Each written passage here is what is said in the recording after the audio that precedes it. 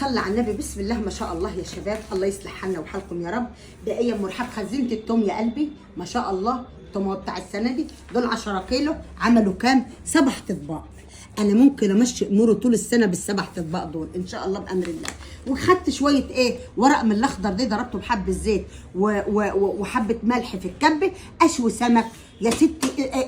استعمليهم، وفري طبق او 2 من ده اهو في شويه السمك في القليه، في مش عارفه ايه، وهتضايقي من الورق الاخضر. بص شكله عامل ازاي الورق الاخضر الجميل ده، حبه زيت وحبه ملح ومشي امورك يا حبيبه قلبي. هينفعوا في حاجه ثانيه؟ وفري ده لهم للملوخيه للباميه للي وكل حاجه. حطها في مصابه ان شاء الله بامر الله. وشويه الورق ده هم ارميهم ابدا، ده انا هنشفهم ان شاء الله بامر الله في فرن البوتاجاز، وافرمهم في الكبه بس بعد ما ينشفوا بمعلقه نشا وحبه ملح